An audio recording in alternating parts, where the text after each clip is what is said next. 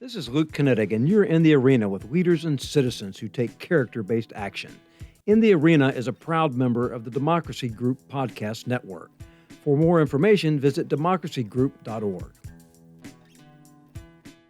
So it's a real pleasure for us to be in the arena with one of our own next generation leaders joining us kind of late in the day from Vilnius, Lithuania, and it's Marija Dautartaite. It's great for you to be with us, and we, I'll put you on the spot here, but you didn't know we were going to be on video. This will probably be video and audio, but I think you look great. I know you've been a little bit under the weather, but I can tell that you're not letting it slow you down. So thank you for taking the time to spend a few minutes with us. Thank you, Luke. I'm excited. Well, a lot of people have caught up to you in the year that you spent in the United States, and I know you're back there now, and you're going to be briefing your capstone. But I think a place we could jump in is, how did it work out that you go from being an advisor to the president of Lithuania and doing some pretty impressive work at a fairly young age, if you don't mind me saying, to coming to join up with the McCain Institute's program, and then that took you to Harvard. So from advising the president to McCain Institute to Harvard, how does that connect? I mean, I have to pinch myself every time I think about this transition. I also think it's amazing. But I would start with saying that I was lucky to have a position when I worked for a leader who really led me. So when I was offered a position to be an advisor to the president, I was fairly young. But I think a great leader always spots potential and opportunities. And I was given tasks that helped me grow. And one of the biggest challenges I met in my professional life was coordinating this national social campaign for social changes called For the Safe Lithuania. It started in 2016, and it was first major national campaign that actually addressed social issues. And look, I come from the background as a political scientist and a diplomat, so I didn't have much knowledge about social issues. But as I said, a great leader puts trust, and with that trust, I learned a lot. And from 2016 to 2019, when the second term of the president Grybauskaitė ended, I discovered true meaning of social issues. Not only I saw the people that we need to help, but I also saw a window of opportunities that we need new kind of social policies. Social policies that would break the vicious circle of poverty, neglect, and abuse, pass from one generation to another, and not only support people on their status quo. So I had a very, very clear understanding that we need to do something different. It's not enough just to ask people to donate. We really need to show them opportunity of change. And after seeing children of a very, very young age already touched by poverty, touched by neglect, and in a way, this situation of their childhood meant that they will not reach their full potential.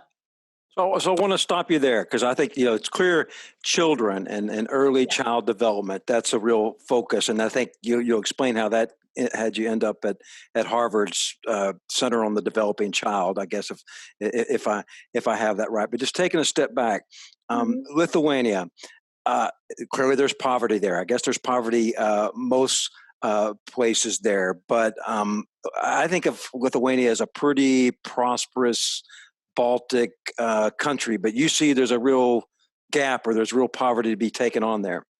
I mean, look, I say that Lithuania is a success story, and we are a huge success story in terms of political and economic changes we had in 30 years. 2020, March 11, 2020, we celebrated 30 years of our independence. Congratulations, all Lithuanians. Right. So we are a prosperous country. We are a strong country. But it doesn't mean that we don't need to find a solution for the social problems. And even if the social problems touch, let's say, 10% of the population, I think it's too much. I think it's too much if it's 5 or 1, because a success story means that we can also be a success story in social terms. So with deep love of my country, I see what we can achieve if we have a good plan. And we just got a great plan how to start changes with me coming back from the McCain Fellowship. So, you know, you're a next generation leader. Your generation is really now. You're kind of a now generation leader, but we call it next generation. So I don't want to change that too much. But when I think of early child development in the U.S. and things that I studied, I'm not a social scientist, but you hear the Head Start program, you hear WIC, you hear, you know, pretty large national level programs in the United States. Is that the sort of thing that you talked about at Harvard and that you're taking back, or what is your approach? Definitely. I mean, United States of America 20 years ago started implementing these changes, policy changes, and Head Start is a great example, you know, how you start with the very, very young children.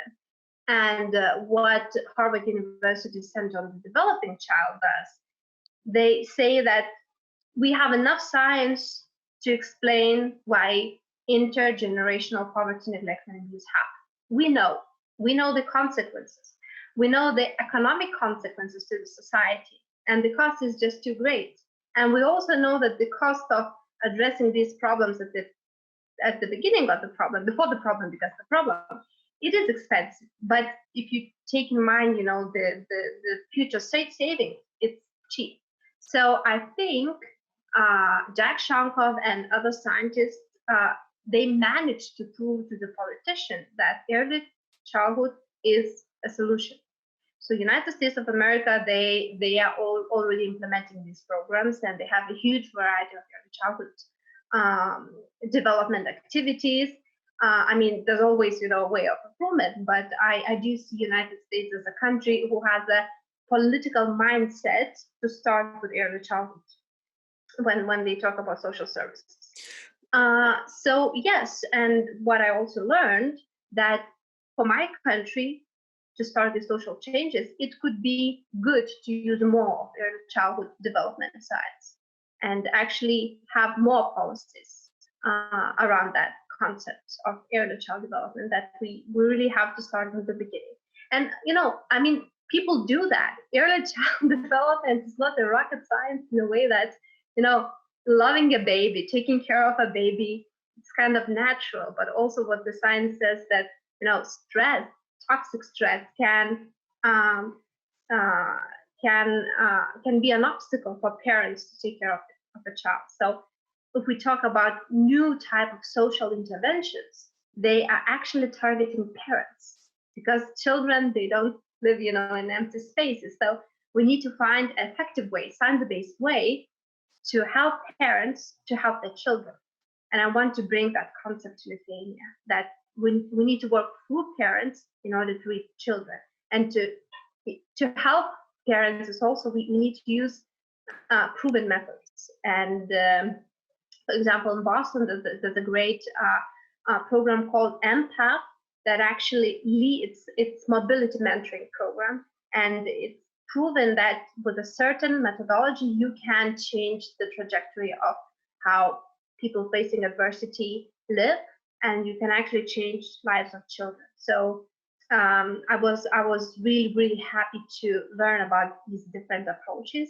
And I know that, you know, being a part of the success story of Lithuania, I can make it, you know, successful in Lithuania too.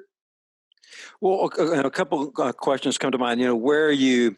I mean, you know, I guess a parent, you have a baby in a hospital almost all the time, right? So there's where a lot of information and things can get transferred, although, gosh, it's probably not the best time in some ways to transfer the information. So it's how you catch up. And then, of course, when kids go to school, that's kind of, you know, information gets sent home to parents, or there's some sort of things. But kind of that in-between part is kind of interesting to me. How do you reach them kind of thing? And then, you know, you're part of the EU.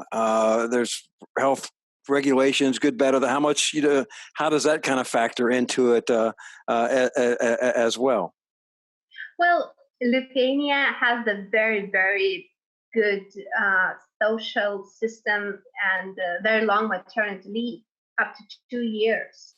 So we have time, we have time to help parents during these 2 years to take care of a child. We also have a very good health system that, ensures that children are taken care of by pediatricians and visited by them.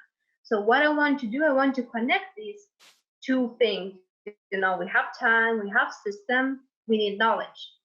So the very good question of how to reach parents, because having small baby, oh, my girlfriends with small babies for first couple of months, not a good time to talk and to do something more, but there are solutions. So actually, as part of my leadership action plan, I came up with the idea of Mama Do.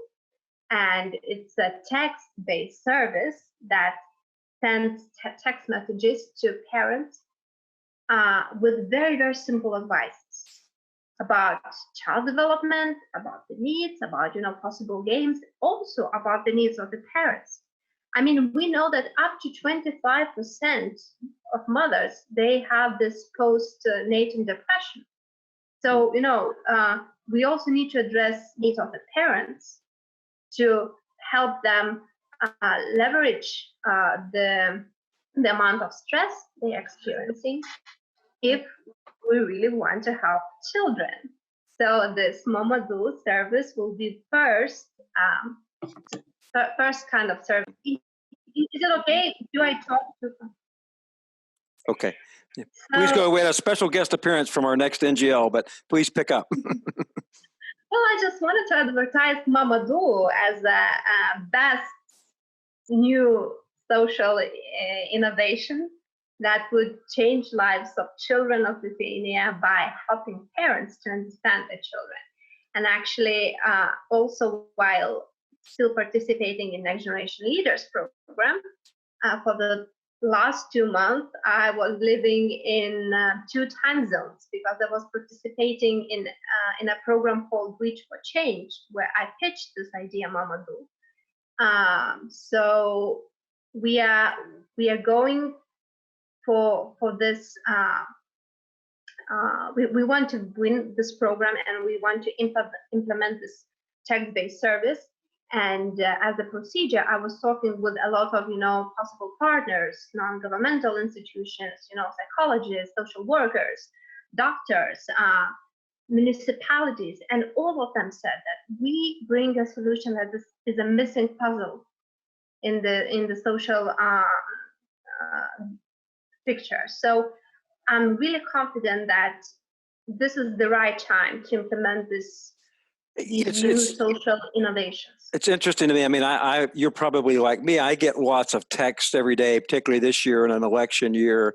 You get lots of unwelcome texts, right? But I think this is the sort of text people would welcome, useful information and connectivity that's not trying to hit you up for money or something, that's really just trying to help you. So it seems like the kind of text that people and service that people would sign up for, and that it sounds like donors are interested in supporting. I'm making, maybe not such a good joke, but I have 2 teenage daughters, so I could use some text advice on how to. No, they're wonderful, but parenting and how you're working with your children is a lifelong learning process, I think.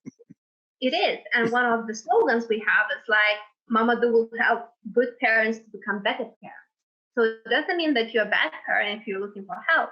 And we also want to expand Mama Do. Now the first stage is launching Mama Do for 0 to 3, but we know that teenage years are also very, very sensitive period for brain formation. So we also want to give advices to parents of teenage daughters what to do and what not to do. So, And I don't want to take you too far away if this isn't part of your action plan so much, but I would just, I think of Harvard as a place where there's an awful lot of knowledge. Of course, Arizona State University is also a place where there's a lot of knowledge. I mean, for children now, technology and what you can do, we all must recognize that has to be such an important part of it.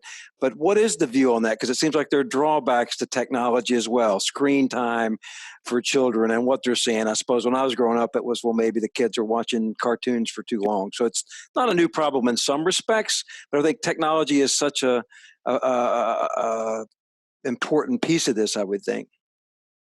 It is. And I mean, the general rule would be that you are not advised to give, screen time for young children, but then it depends what kind of screen time you give. And if you don't find any other solution, then what is better than not giving screen time. So maybe you should go for educational programs. Maybe you should sing with a child. Maybe you should play certain things.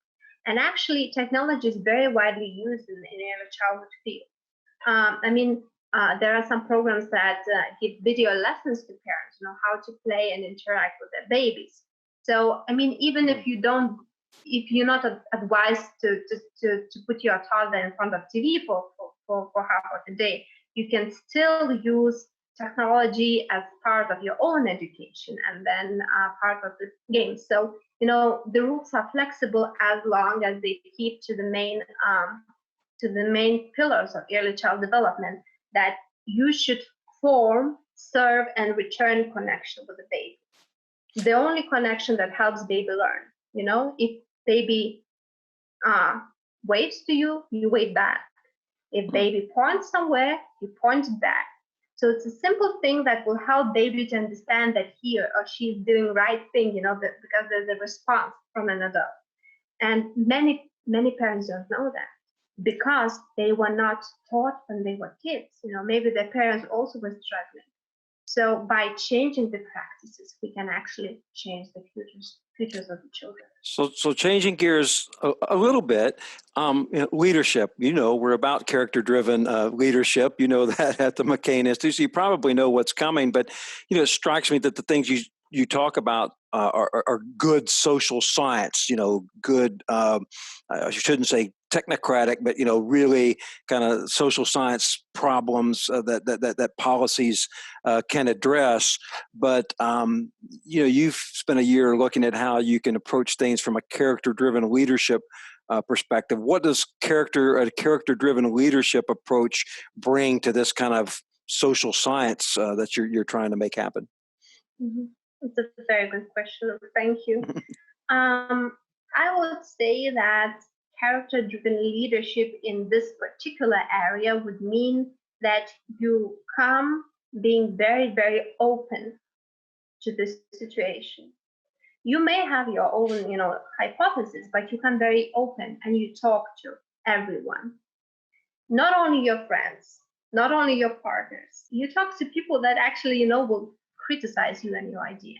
You will talk to people that are usually not talked to. For example, the families that you want to help, you need to talk to them. You need to ask them what they need. You need to understand real struggles, not reading something in the news, but actually talking to them. And I think this is where character comes, because you need to use empathy. You can't come as someone who says, I'm from Harvard, so kind of listen to me. It wouldn't work. You have to come and say, look, I don't have kids. I don't know what you're facing, but I'm so eager to learn because I know that we can find a solution to help you, because you will tell me what kind of help you need. And then I can use my leadership skills and my training to find the right solution. But it is you who will guide me towards the solution. So I would actually emphasize empathy. And I think we need empathy so much at this time, because that means listening. And that means, being a bit humble. And yes, I got my training at Harvard. I'm part of Next Generation Leaders. But I think I will become better leader when I'm in the field. I will become better leader when I talk to these people. And I got amazing time, pitching Mamadou to so many municipalities and possible donors, and actually listening what they wanted to do and to advise me. So I think if you come and say, I'm a leader, some people will say, well, leaders don't say that. So I think character-driven leadership is also about, being leader without a title. I think that's.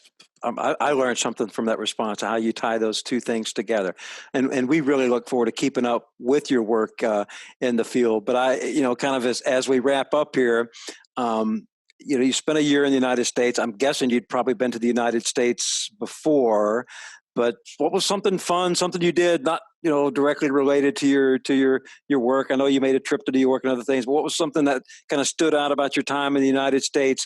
And then what's something that people ought to know about Lithuania that you think they probably don't know?